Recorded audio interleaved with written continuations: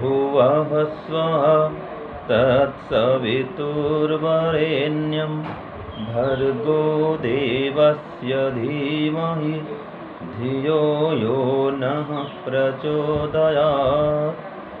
ॐ भूर्भुवः स्वः तत्सवितुर्वरेण्यं भर्गो देवस्य धीमहि धियो यो नः प्रचोदयात्। धियो यो नः प्रचोदयात्।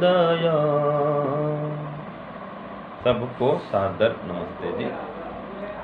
ईश्वर का जितना भी गुणगान करें उतना ही कम है, जितना ही नाम लें ईश्वर का उतना ही कम है, जितने ही ईश्वर के गुणों को धारण करें उतना ही कम है, और जितना ही ईश्वर की विशेषताओं को जाने, गुणों को जाने, वो भी कम है। कहा गया है हरि अनंत, हरि कथा अनंता। हरि अर्थात ईश्वर अनंत है, उसकी कथा भी अनंत है और उसके नाम भी अनंत हैं। क्यों? नाम इसलिए अनंत हैं क्योंकि उसके पास अनंत गुण कर्म स्वभाव हैं। तो जैसे गुण वैसे नाम, जैसे कर्म वैसे भी नाम, जिस प्रकार स्वरूप वैसा भी नाम, स्वभाव जैसा वैसा भी नाम, जैसे हमारे उनसे संबंध है उसके हिसाब से भी नाम। तो अनेकों नाम परमात्मा के। तो ये हमारा नाम का क्रम चल रहा है कि ईश्वर के नाम कितने होते हैं, क्यों होते हैं। तो आइए आज जानते हैं ईश्वर का नाम यम भी है। तो यम क्यों कहते हैं परमात्मा को, ये हम आज देखते हैं सत्यार्थ प्रकाश के प्रथम समोल्लास में। तो महर्षि स्वामी दयानंद लिखते हैं यमो ऊपर में, इस धातु से यम शब्द सिद्ध होता है।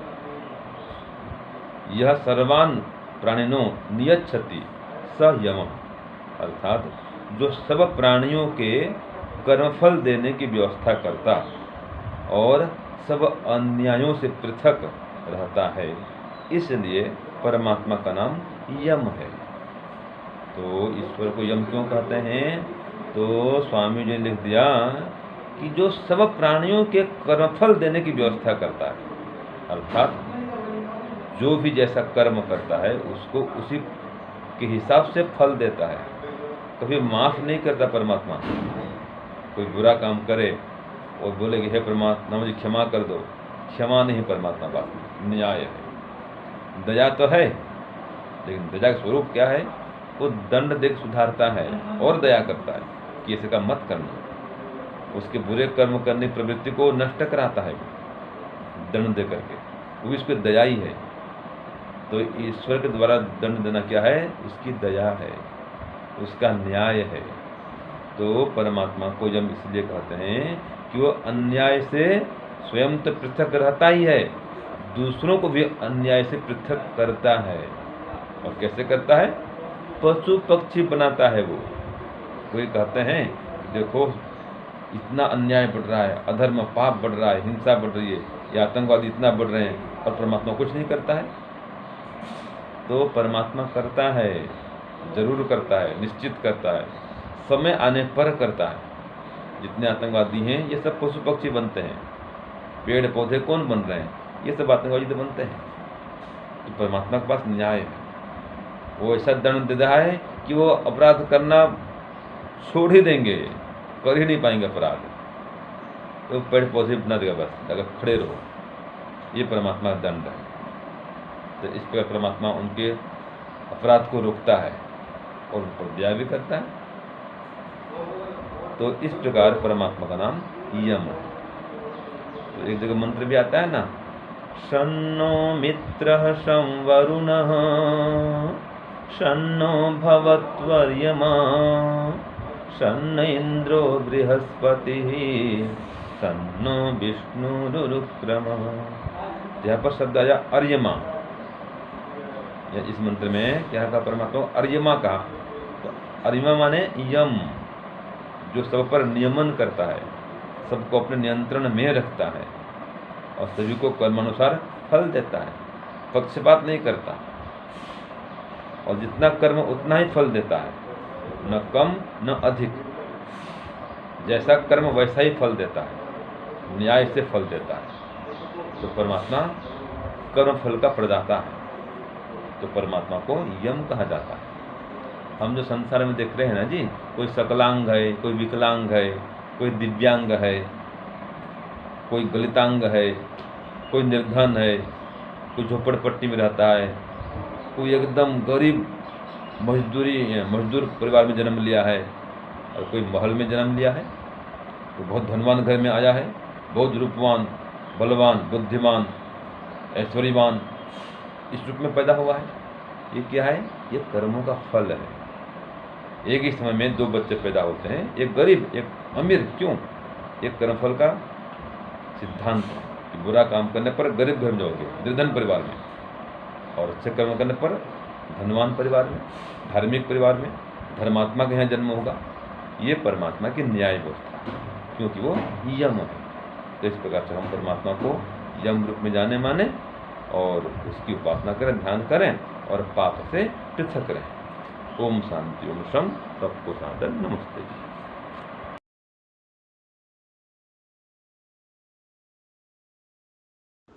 प्यारे भाइयों बहनों, सादर सप्रेम नमस्ते। तो यह हमारा सत्यार्थ प्रकाश का पाठ चल रहा है, प्रथम समुल्लास का, और आज हम पहुंच गए हैं ईश्वर का यम नाम, जो जिसका कि अपना नाम, मुख्य नाम, प्रिय नाम ओम है, और उसको किन किन नामों से और कहा जा सकता है। तो महर्षि दयानंद सरस्वती ने जिन 100 नामों को खोला है, उनमें से आज हम पहुंच गए हैं यम नाम पर, कि ईश्वर का एक नाम यम भी होता है। तो महर्षि दयानंद सरस्वती लिखते हैं कि इसको यम क्यों कहते हैं। तो कहा, यह सर्वान प्राणिनो नियच्छति स यमः, जो सब प्राणियों के कर्म फल देने की व्यवस्था करता और सब अन्यायों से पृथक रहता है, इसलिए परमेश्वर का नाम यम है। अभी आप इसको स्वामी जी से सुन रहे थे व्याख्या के रूप में। अब मैंने इसको काव्य किया है, तो और एक मैंने भजन भी बनाया है। तो मैं चाहती हूँ आपको इसका काव्य, जो इसका अर्थ भाव है, वो भी पता चले सरल भाषा में, और इसका जो गीत है वह भी पता चले। तो वास्तव में हमारा यम का अर्थ क्या होता है? यम कहते हैं आचार्य को, शिक्षक को, गुरु को। और जो गुरु होगा उसके भीतर अपने आप में भी वे गुण होंगे जो हमको शिक्षा करने वाले होंगे, तभी उसका प्रभाव भी बनेगा। तो ईश्वर के भीतर तो कोई दोष है नहीं, न कोई अधर्म है, न कोई अन्याय है। तो इसीलिए वो हमारा पक्का गुरु है, और जन्म जन्मांतर का गुरु है, और जन्म जन्मांतर का शिक्षक है। हमेशा से हमें भीतर ही भीतर वो प्रेरणा करता रहता है, ये करो, ये मत करो, ऐसा करोगे तो तुम्हें दुख मिलेगा, और ऐसा करोगे तो तुम्हें सुख मिलेगा। अर्थात पुण्य कर्मों की ओर बढ़ोगे तो तुम सुख पाओगे, और पाप कर्मों की ओर बढ़ोगे तो तुम दुख पाओगे। तो आइए समझ लेते हैं क्या होता है ये यम। आओ जाने क्यों कहते यम परमेश्वर का नाम वो क्यों, परमेश्वर का नाम वो क्यों, क्योंकि व्यवस्था करे कर्म फल सब जीवों को चलाने नियम, सब जीवों को चलाने त्यों, स्वयं सभी अन्यायों से वो, स्वयं सभी अन्यायों से वो पृथक रहे देते हुए शिक्षा, पृथक रहे देते हुए शिक्षा। जो भी यम नियमों पर चलता माने मात्र वह पुत्र हो अच्छा, माने बात वो पुत्र हो अच्छा।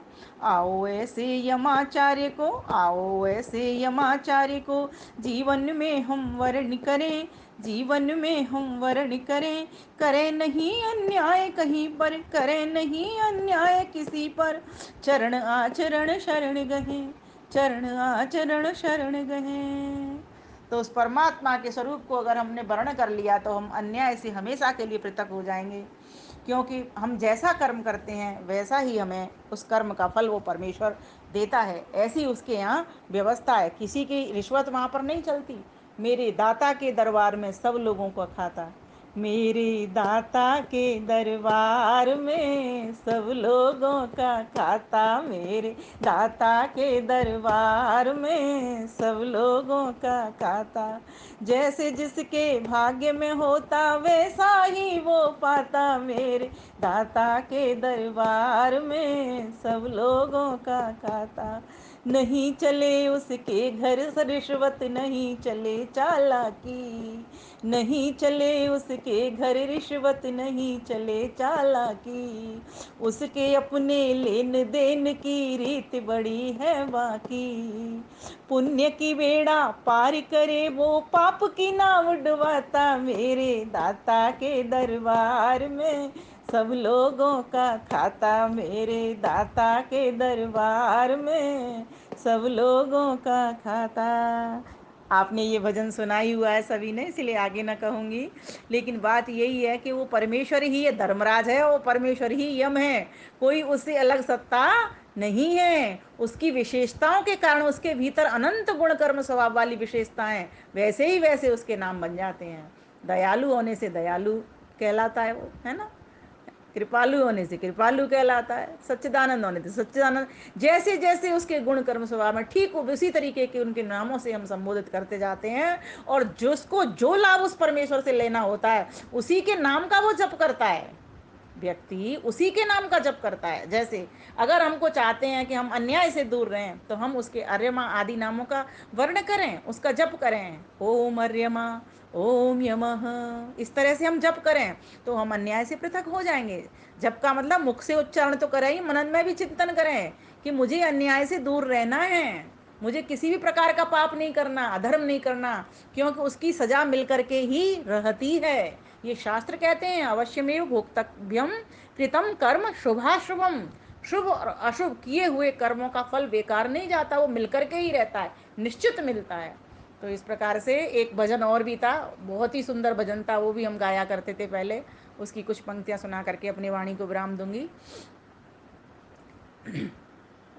जैसा तुम कर्म कमाओगे फल उसका वैसा पाओगे, सुख दोगे तो सुख पाओगे, दुख दोगे कष्ट उठाओगे। यह जग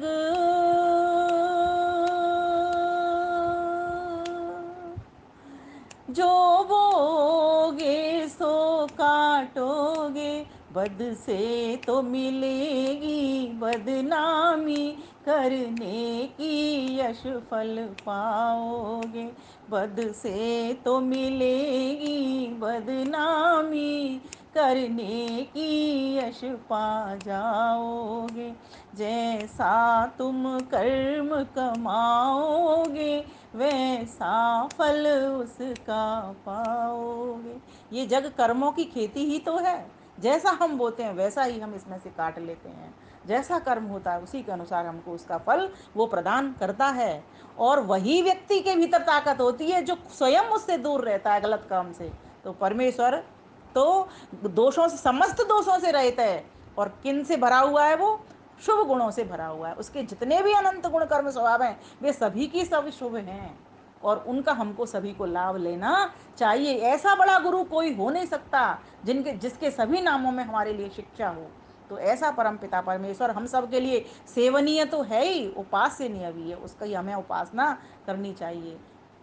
छल झूठ कपट चतुराई से, बहुत से लोग इस तरह से छल कपट का व्यवहार करते हैं कि लोगों को पता भी नहीं लगने देते। अधिकतर जो ज़्यादा शिक्षित अपने आप को मानते हैं, ज़्यादा विद्वान मानते हैं, ऐसे लोग बहुत छल कर जाते हैं सामान्य भोले व्यक्ति से कि ये जानता नहीं है इसीलिए इसके संग कैसा भी बोल दो, कैसा भी व्यवहार कर दो, उसको पता भी नहीं लगने देते हैं, उसके भीतर ही भीतर छल कर जाते हैं। तो ऐसे लोगों के लिए कहना है यहाँ पर, छल झूठ कपट चतुराई से सोने की बना लोगे लंका, पर याद रखो रावण की तरह अभिमान में मारे जाओगे।